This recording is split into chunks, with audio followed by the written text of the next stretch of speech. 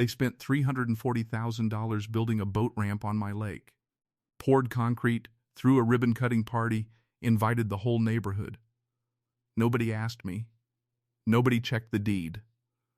Because if they had, they'd have found one line buried in 1987 paperwork, the line that put the water level entirely in my hands. Before we go any further, I want to know where you're watching from.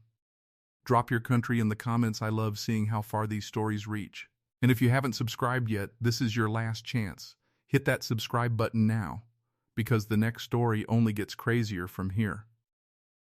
My name's Daniel Reyes, and for 11 years I've lived on 18 acres at the north end of Cedar Hollow Lake. Most people in the HOA think of it as the community lake. Technically, they're right, 31 homes share the shoreline. But what almost nobody remembers, because almost nobody bothers reading 40-year-old property records, is that the lake itself sits on land my grandfather subdivided back in 1987. When he sold off the lots, he kept one thing for himself: the water rights. Tied to a small earthen dam and spillway at the southern edge, the only mechanism that controls how high or low that lake sits. That control passed to my father, and then to me. For decades, it didn't matter.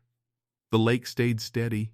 Everyone swam, fished, kayaked, and nobody thought twice about who was quietly maintaining the valve that made all of it possible. I want you to remember that valve, because everything that happens in this story, the ramp, the meetings, the shouting in my driveway, all of it traces back to a rusty piece of steel most of my neighbors didn't even know existed.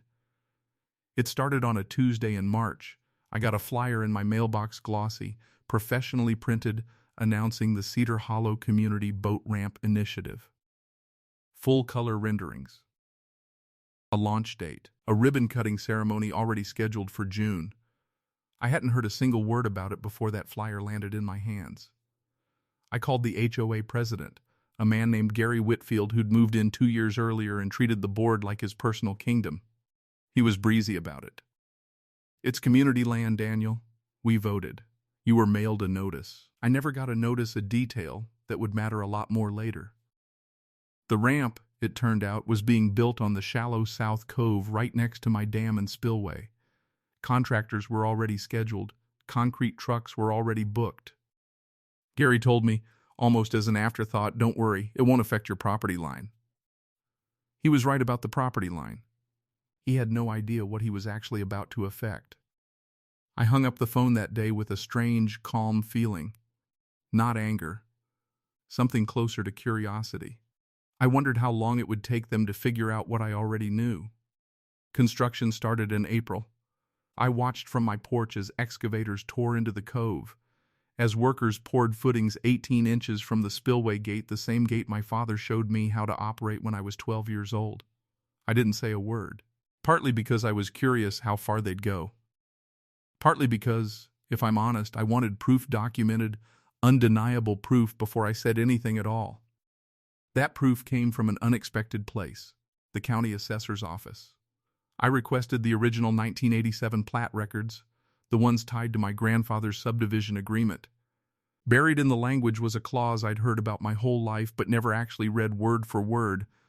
Water level management and spillway control shall remain the sole right and responsibility of the grantor and successive title holders of Parcel 4, in perpetuity, absent written transfer. No written transfer had ever happened.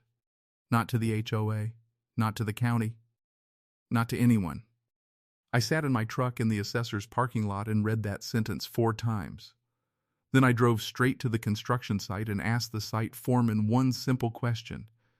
"Did anyone confirm water rights before you started pouring concrete?"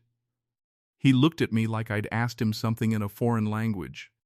That's the moment I knew this was going to get interesting.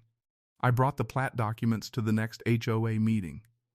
22 homeowners packed into the clubhouse. I laid it out calmly.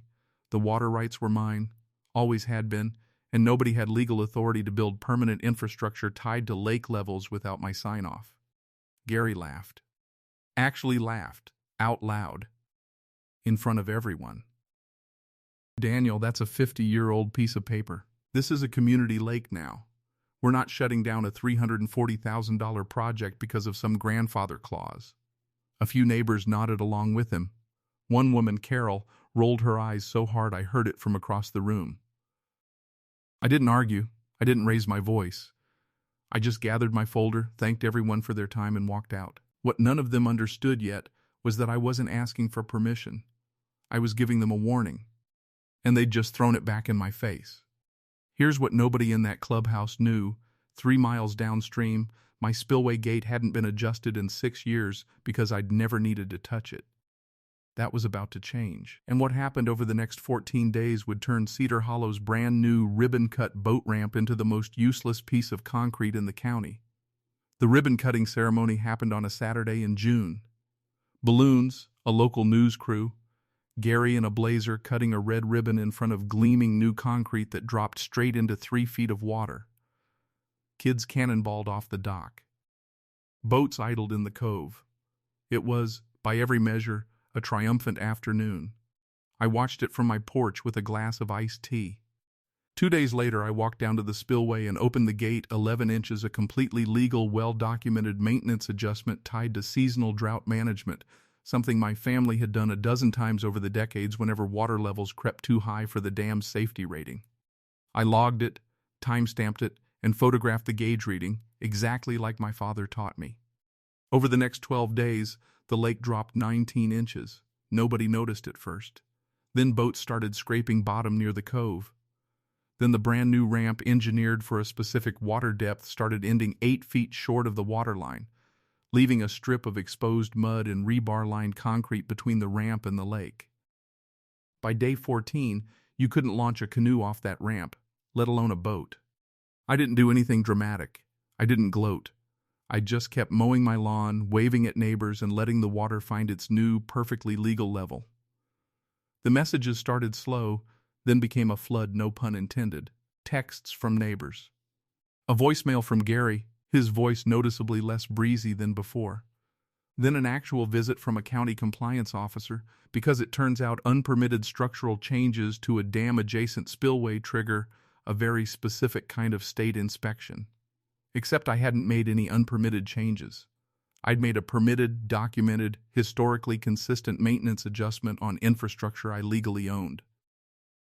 The compliance officer reviewed my logs, my photos, the 1987 plat clause, and left within 20 minutes, satisfied. The HOA wasn't so lucky. Turns out that gleaming new $340,000 ramp had been built without a single environmental or water rights review because Gary's board assumed community lake meant they didn't need one. The county opened an inquiry into the construction itself. Local news, the same crew that filmed the ribbon cutting, came back for a very different story. Brand new boat ramp left high and dry after water rights dispute. Gary refused to be interviewed on camera.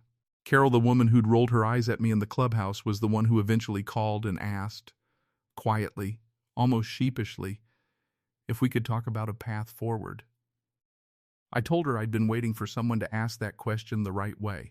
It took 4 months, 2 mediated meetings, and 1 formal written easement properly filed, properly compensated, properly signed by everyone this time before the HOA got its water back. I agreed to a water level maintenance schedule that kept the ramp usable.